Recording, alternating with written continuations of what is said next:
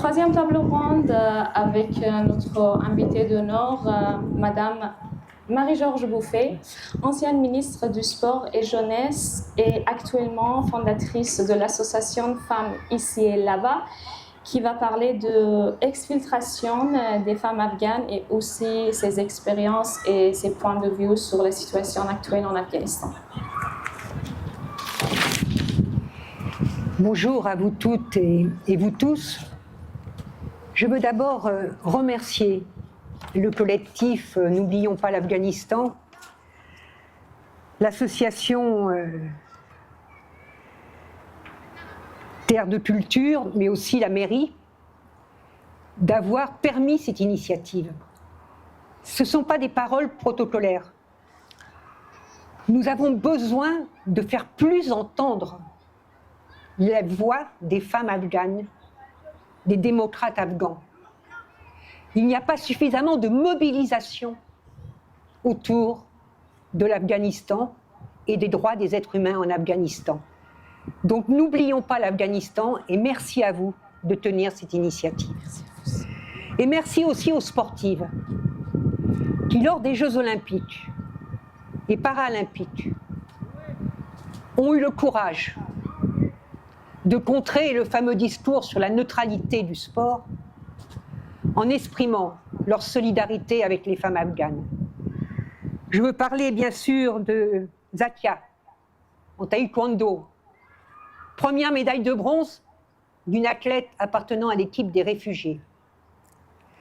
Je veux parler de Kimia. Kimia qui est arrivée dernière de sa série aux 100 mètres, mais qui a donné à voir de sa solidarité par un message écrit devant les caméras avec ses sœurs afghanes. Et puis je veux parler aussi de Manea, qui elle en breakdance aussi a dit sa solidarité. 2 de ces athlètes se sont fait sanctionner par leur fédération internationale. Alors solidarité avec elles, solidarité avec leur courage de prendre la parole au moment où une nouvelle loi pondue par les talibans interdit la parole et le chant des femmes en public. Oui, c'était important qu'elles prennent la parole. Merci à elles. C'est d'autant plus important, oui, vous pouvez les applaudir. C'est d'autant plus important que l'Afghanistan et le droit des êtres humains en Afghanistan ne font pas suffisamment la une de l'actualité. Moi, j'attends de la France, pays des droits des êtres humains, qu'elle prenne l'initiative au niveau de l'Union européenne et plus largement d'une mobilisation des États, au-delà des associations, de ce qu'elles font, une mobilisation des États pour mener vraiment un combat contre ceux qui tiennent l'Afghanistan aujourd'hui sous leur joug. J'attends du mouvement sportif international qui, au lieu de tenir cet éternel discours sur la neutralité, disent aussi quelle action ils mènent par rapport au comportement du Comité national olympique afghan, qui n'a reconnu que la moitié de la délégation afghane aux Jeux olympiques, celle des hommes, et qui a dénié aux athlètes féminines, aux 3 athlètes féminines, d'appartenir à la délégation de l'Afghanistan aux Jeux olympiques. Oui, j'attends qu'il y ait des prises de parole politiques au niveau de l'État, au niveau du mouvement sportif international, pour poser cette question du droit des femmes en Afghanistan. Alors on parle du droit des femmes et du sport. C'est une question extrêmement importante, parce que le sport, c'est le corps. C'est la liberté d'utiliser son corps. C'est la liberté d'utiliser son corps dans l'espace public, dans le stade, dans le gymnase, sur le terrain. C'est la liberté d'utiliser son corps tout simplement. Et c'est vrai que l'une des premières interdictions qui a été faite aux femmes, lorsque les talibans ont repris le pouvoir, ça a été l'interdiction de la pratique, oui, de la pratique sportive. C'est important de le souligner parce que c'est un combat des femmes afghanes, mais c'est un combat que doivent mener toutes les femmes. Ici et là-bas, c'est le sens de l'association que je préside. Femmes ici et là-bas, parce que partout de par le monde, les femmes se voient limiter l'accès à la pratique sportive et à travers ça, se voient limiter la liberté de leur corps.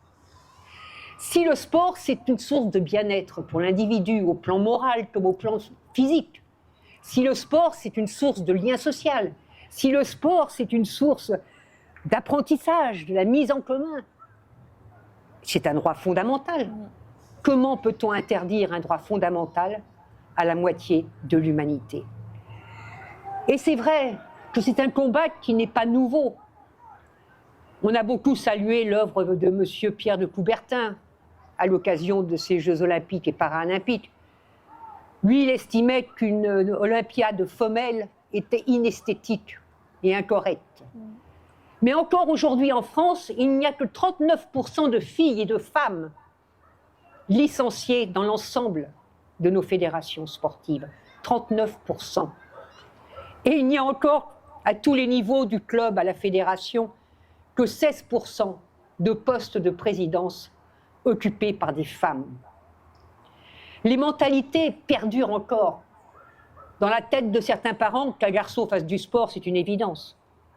Une fille, si elle fait autre chose, c'est pas un problème. Et puis, il y a le rapport au corps. Comment, dans les clubs, l'encadrement gère le fait que, quand la puberté arrive, quand les règles arrivent pour une jeune fille, eh bien, ça pose un certain nombre de problèmes dans son rapport à la pratique sportive, dans son rapport à sa présence au club. Comment on traite de ces questions parce que c'est à cet âge-là, à l'âge de la puberté, que le plus grand nombre de petites filles, de jeunes filles, quittent les clubs sportifs. Alors, ce combat pour les droits des femmes en Afghanistan, c'est un combat qui concerne l'ensemble des femmes sur notre planète, comme une précédente intervenante l'a si bien dit.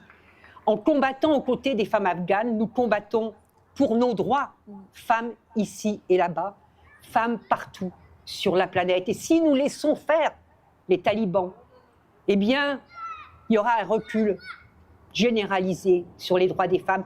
Et l'autre fois, nous tenions une réunion sur les femmes afghanes au Sénat, et sont venues témoigner des femmes de république autour de l'Afghanistan qui expliquaient comment avant elles pouvaient, et que leur gouvernement respectif commençait à expliquer que non, ça allait se terminer, le droit à la pratique sportive des femmes, comme à la pratique de comme à l'éducation, etc., etc. Alors voilà, j'appelle vraiment à une mobilisation forte, et je me tourne vers l'État français.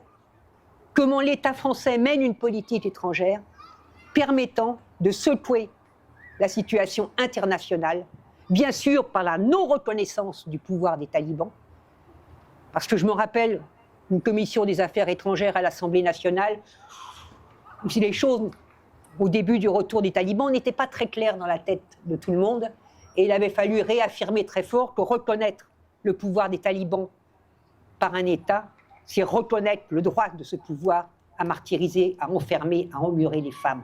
Et ça, ce n'est pas possible. Alors, l'exfiltration. L'expérience que j'en ai. Nous avons travaillé avec la Fédération française de handball et nous avons réussi à accompagner la venue en France de plusieurs athlètes de l'équipe nationale de handball afghane. Mais il faut bien mesurer, même si je souligne que c'est un progrès considérable, la décision de la Cour nationale du droit d'asile, parce que ça va nous donner quand même des atouts supplémentaires pour faire avancer les dossiers. Le premier problème, c'est de sortir d'Afghanistan. L'Iran a fermé ses frontières. Reste le Pakistan. Mais arrivé au Pakistan, il faut vivre, il faut manger, il faut se loger. Et puis, il y a les moyens mis à l'ambassade de France à Islamabad. Et nous avons eu des témoignages, des difficultés à prendre ne serait-ce qu'un rendez-vous avec les services de l'ambassade. Il faut parfois plusieurs interventions auprès des ministres concernés pour obtenir un rendez-vous. Un rendez-vous. Donc là aussi, quels moyens met la France dans ces ambassades concernées pour faciliter les démarches des femmes et des démocrates afghans? C'est un premier première exigence que nous devons avoir. Ensuite, bien évidemment, arriver chez nous, il faut accompagner ces femmes et parfois ces hommes. Nous avons fait le choix de demander à différentes communes d'accueillir chacune une joueuse de l'équipe nationale de hand qui parfois était en couple.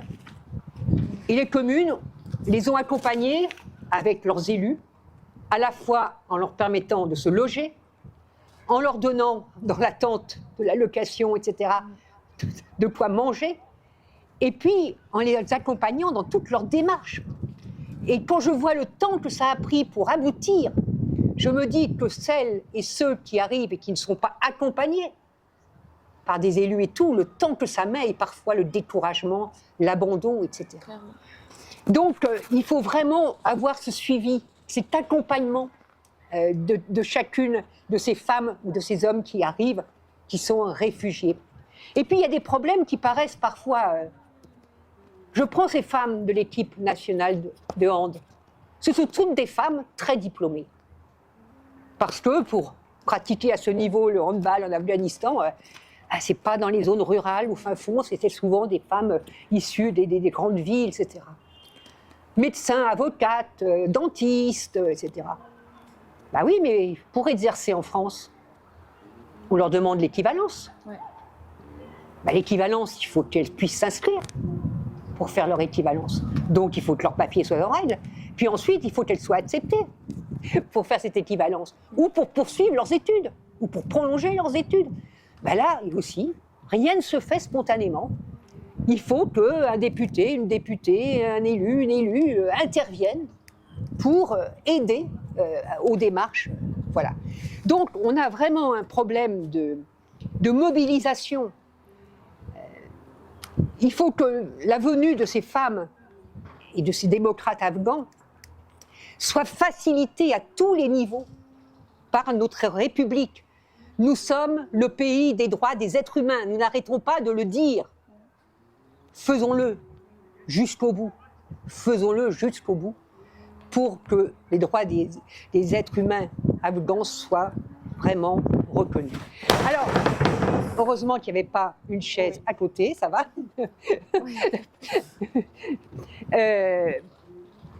Voilà, c'est un appel vraiment à une mobilisation à tous les niveaux. Merci aux associations, mais je me tourne vers les responsables de notre République. Ils ont eux aussi à se mobiliser pour les femmes afghanes et pour les démocrates afghans. Posez la question de votre message. J'ai envie d'entendre. Je voudrais juste une petite question à vous poser. Quel est votre message à des jeunes filles et jeunes femmes qui sont actuellement en Afghanistan, qui n'ont aucun moyen d'y sortir? Quel message pour leur encourager? Le message tient en un mot, mais ce mot, il est tellement facile à dire ici et tellement dur à faire là-bas. C'est le mot résistance. Parce que bien sûr, il faut accueillir tous ceux et celles qui arrivent à fuir pour pouvoir vivre dignement.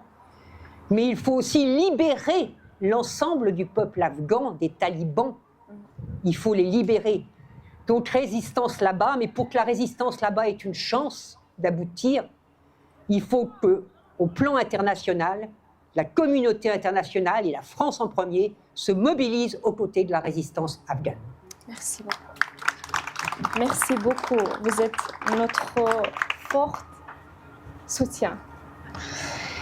Et notre deuxième intervenante, Soraya Karimi, ancienne handballeuse afghane, qui va se présenter et partager avec nous son témoignage.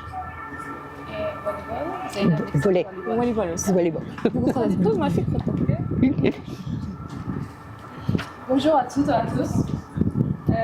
Aujourd'hui, je suis très heureuse de pouvoir parler devant vous. Je m'appelle Zainab Nissa. Je suis joueuse de l'équipe nationale de volleyball d'Afghanistan. Ça fait 1 an et demi que je suis venue en France avec une bourse d'études. Je voudrais partager brièvement mon histoire sportive de l'Afghanistan à la France. Avec mes amis, nous avons commencé à jouer au volley à l'école dans la ville religieuse de Herat. De là debout, nous avons fait face à beaucoup d'opposition de la part d'anciens de la société et de notre famille. Jusqu'au-là, pratique de sport ne soit interdite à l'école. Nous avons alors recommencé à nous entraîner dans une salle sans entraîneur. Mais cette fois, le problème était plus grand que l'obstacle plus nombreux. Nous avons été menacés de mort, de violence, et on nous interdit de continuer. Mais nous les avons abandonnés depuis ce jour. Nous avons appris à ne jamais abandonner, à nous battre, car nous avons compris que les sports en Afghanistan ne sont faits pas seulement la santé et bien-être. Cela nous poussait à continuer. J'ai été invitée à rejoindre l'équipe nationale, à participer à plusieurs compétitions et même à créer mon propre club. Environ 30 filles s'entraînent dans mon club. Chaque jour, nous avons battions contre les problèmes, contre nos familles, contre les mentalités anciennes et contre les menacés. Et la société avait un peu changé. Je me souviens de notre dernière compétition à Kaboul. Pour la première fois, les matchs de volleyball féminin étaient diffusés en direct à la télévision. Nous sommes arrivés en finale et nous avons remporté la 2e place. Mais nous sommes très heureuses. En tant que capitaine de l'équipe, je reçois de nombreuses invitations et messages. Nous avons pleuré de joie, car nous avons enfin l'impression que la société commençait à nous accepter. Les hommes qui nous avaient montré en vous que le sport n'est pas une honte, mais une fierté. Nous étions en train de préparer une fête pour célébrer au club. Lorsque la nouvelle est tombée, l'Afghanistan est tombé, je ne croyais pas. J'ai appelé une amie à Kaboul. Elle m'a dit, oui, Zainab. Ils ont tué un membre de l'équipe aussi. À ce moment-là, les jours et les années ont défilé devant mes yeux. Et jusqu'à aujourd'hui, ce moment reste pour moi un cauchemar. Aujourd'hui, 3 ans passés depuis ce jour, et je suis ici, en France. Je suis en 2e année de licence ESAT. Je m'entraîne dans un club et je suis coach de l'équipe de volleyball d'Enkans. Mais mon équipe n'est pas là. Mon ami ne sont pas là. Et j'ai laissé tout cela en Afghanistan. Mais j'ai aussi rapporté beaucoup de choses avec moi. Le courage, la persévérance, la volonté de se battre pour nos droits. Ce n'est pas seulement moi, mais toutes les femmes de l'Afghanistan, comme Zakia, l'ont montré aujourd'hui au monde. Alors que nos filles en Afghanistan n'ont plus le droit de parler, de marcher, d'étudier et de faire du sport. Mais nous allons continuer à nous battre pour ce droit, pour nous-mêmes et pour les générations futures. Et oui, nous continuerons pour la liberté des femmes. Merci.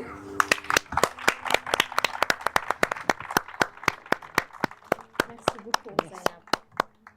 Parmi vous, est-ce que vous avez des questions à poser?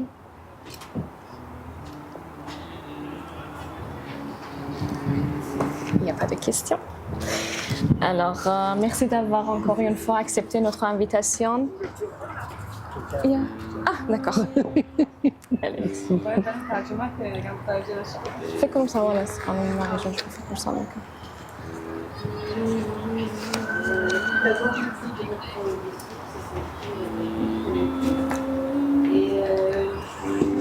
Poser des questions par rapport à l'état de la France. Une stratégie de État de France.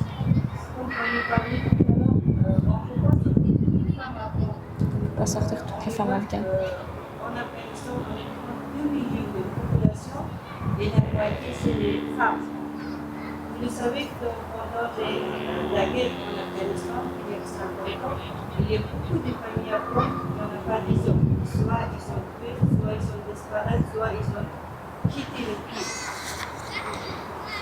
Est-ce que je peux savoir que notre stratégie globale, l'état de la France, c'est quoi ça pour les femmes, pour les victimes Je comprends pas de ce la qu'elle femme, pour continuer leur vie normale, comme toutes les femmes, comme tous les mouvements qu'elle a Je pense que la stratégie France. le droit de vivre librement. Est-ce que vous avez une stratégie claire de rendre les femmes libres? Avancez, faire quelque chose pour aider en total les femmes en Afghanistan, parce que c'est pas évident on pense qu'on peut sortir toutes les femmes, c'est pas possible. C'est très difficile, certaines des familles qui n'ont pas de moyens, même pour nourrir, comment elles peuvent sortir dans 12e pays, par exemple en Pakistan, en Iran, au Pakistan.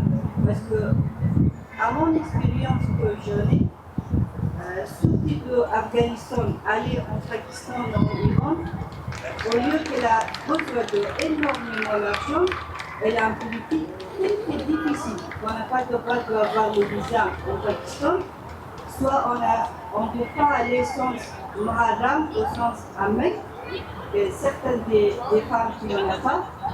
Et deuxièmement, vous savez qu'en Afghanistan, c'est une population très jeune.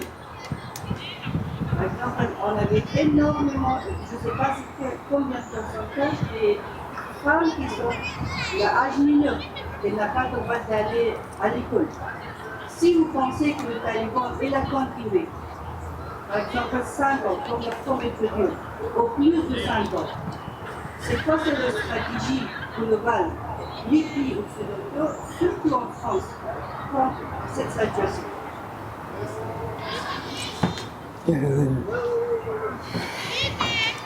Il y a, je pense, deux choses. Moi, je ne peux pas, bien sûr, m'engager sur ce que va faire l'État lui-même et ce que vont faire, quel va être le positionnement du futur ministre ou de la future ministre des Affaires étrangères. Moi, je pense que nous avons été capables, la France, par rapport à d'autres situations dramatiques.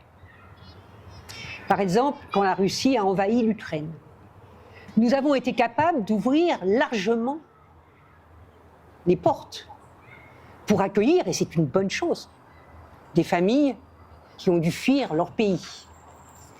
Et quand on parle de ce conflit terrible, la France a une parole forte de soutien au peuple ukrainien. On entend la France sur ce dossier. Je pense qu'il faut que nous ayons la même chose sur la situation en Afghanistan. Alors, la réponse qui souvent est faite, c'est de dire « mais il n'y a pas d'invasion, il n'y a pas... c'est entre Afghans ». Sous-entendu, c'est les talibans qui ont le pouvoir, il faut bien faire avec les talibans. Il faut casser ce raisonnement. Les talibans ont usurpé le pouvoir. Ils ne représentent pas le peuple afghan. Et donc la France n'a pas à parler avec ceux qui ont usurpé un pouvoir pour ensuite martyriser leur peuple, et notamment les femmes. Donc il faut que la France le dise haut et fort.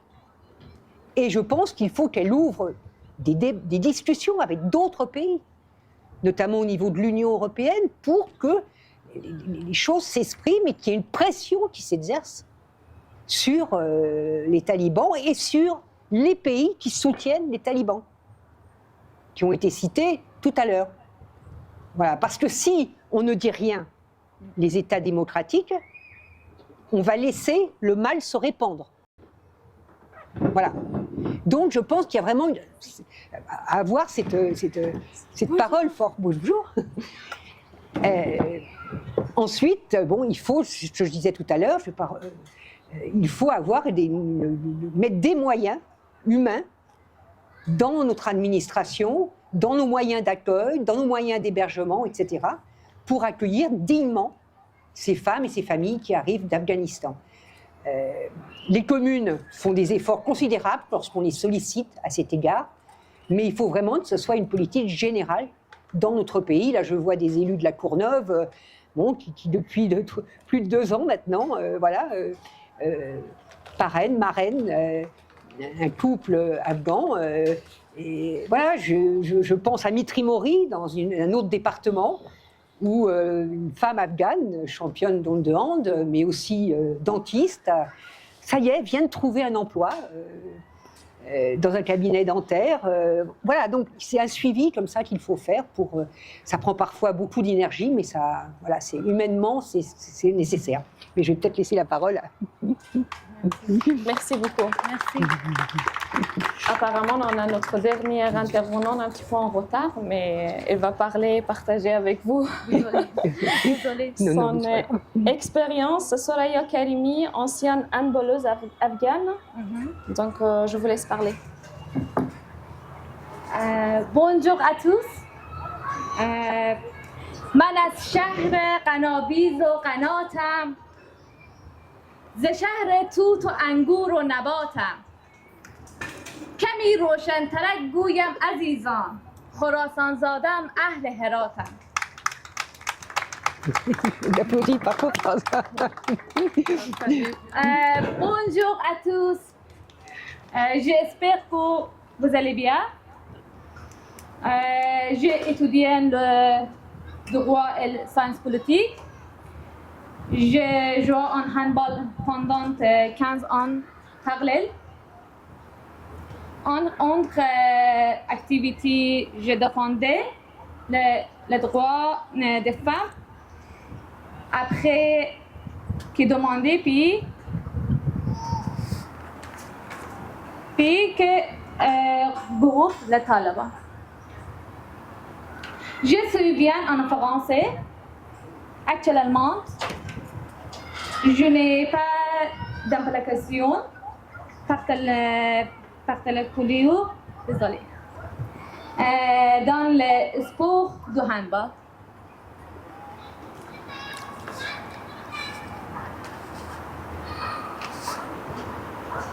Je n'ai fait que des exercices, sport pour parfois, en femme.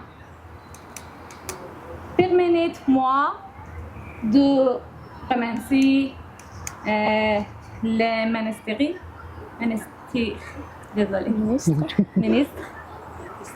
ministre des Sports, qui a beaucoup en sens roman, coupure. Moi,